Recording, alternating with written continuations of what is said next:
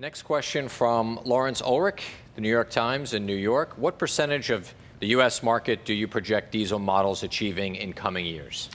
Let me take a stab at that. I think if you look at it for BMW, we do see an initial demand, a very strong demand for our diesel models at first, because there's a lot of people who know BMW has great diesels. They've been to Europe, they've driven them, they're really enthusiastic about this. But in the long term, yeah, I think there is a possibility that not only BMW, but other manufacturers will use diesel as a way to lower their overall CO2 output of their fleet. I think J.D. Power has predicted about 15% of light-duty passenger vehicles in the year 2015 will be diesel-powered. I think even on SUVs, where a diesel really fits the characteristics of an SUV even more, the percentage could be maybe as high as 25%. So in the future, I think diesel will play a significant part of the overall U.S. light-duty vehicle fleet. Okay. Questions are pouring in. This is terrific. Thank you very much for all the response. Next comes from Jonathan Spira at Basix Inc. in New York. What is the percentage of BMW diesel sales in Germany, Europe, and worldwide? Okay. I think in Europe we have 67%.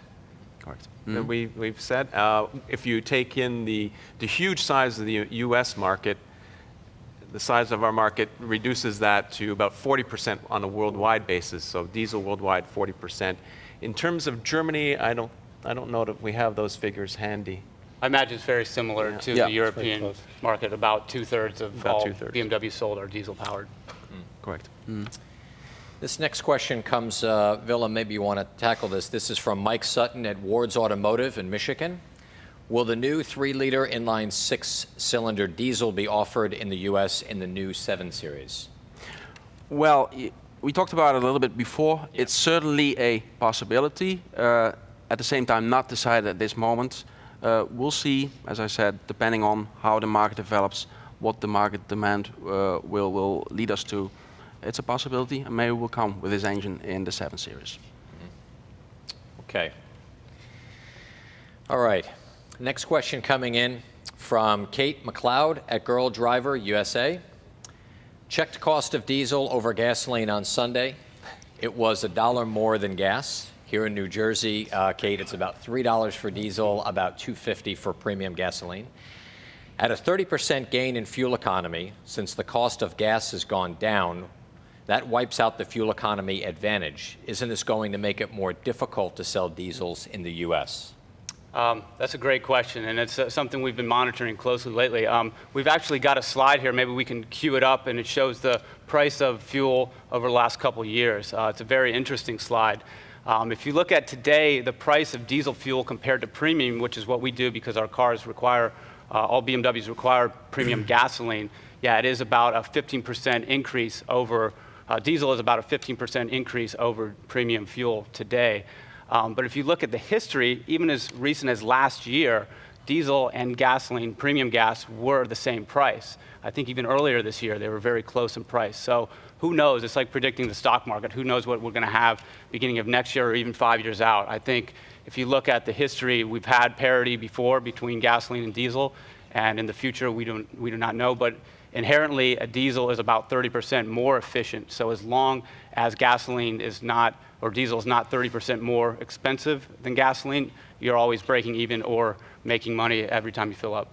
I guess one of the other points that we should repeat is that the range is a wonderful attribute to the diesel engine.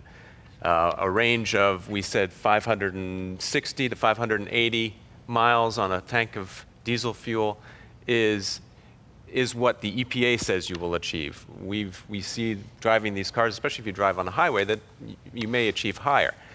Now, the advantage to that is if you drive 40 miles to work and back each day, that you're not filling up every week. You're not filling up almost every 2 weeks. So we did a calculation. The average driver in the U.S., you would be filling up 26.5 times per year. Yeah. So that's time that's back to you as a customer rather than pumping your own gas, or if you live in New Jersey, having someone pump it for you. If I could jump in here, I think that's a really important question, Kate. We looked at this in great detail before we launched the diesels, before we went forward with the diesel engine strategy. One thing that's happened is the diesel fuel increased in price because of several factors. One was the lack of refinery output that was geared more toward gasoline in this country. The second thing was that actually for the Beijing Olympics, there was an increased demand in China to get heating fuel, heating oil, which is diesel oil, so that the Beijing Olympics would have the benefits of the cleaner burning heating oil for reduced pollution. And that, of course, has gone away. So what we've seen over the past couple of months is there's been a settling of the price. Diesel is coming down closer to premium gasoline, and we expect that it's going to come much closer in the future. So this issue won't be nearly as critical as it might have been, say, 6 months ago. Excellent. Okay, great question. Tom, you may want to jump on this one as well. It's from Tim Lin at Jado Dynamics in Michigan, and he asks, what is the emission control level for the diesel engine? Well, actually, I can answer that very quickly. It is Tier 2 Bin 5 for the EPA level, and it is low emission vehicle for the California Air Resources Board rating. Okay. It's the cleanest diesel engine BMW has ever produced, and it's an extremely clean engine. That's a great fact. Okay, next question from Michael Pizzullo at bimmerfile.com in New York. Have the spring rates been modified specifically for the ZSP, the Sport package, and has the DSC been adjusted for the change in weight balance compared to other models? Good kind of technical question. That's a good question. Michael's obviously an enthusiast. It's a BMW. I mean, we tune every BMW for everything. There's so many different variations that the general public aren't even aware of that we tune to. Of course, the weight difference of the diesel model has been tuned in all aspects, not just the suspension, but the DSC, everything is tuned for each individual model. We take into that consideration. We have 50-50 balance on the diesels. Yeah, it's a BMW by every means. I can tell you a quick anecdote. When we introduced the M Coupe, the Z4 M Coupe, you would think that the tweaking necessary to go from the typical Z4 to the M Coupe would have been relatively easy.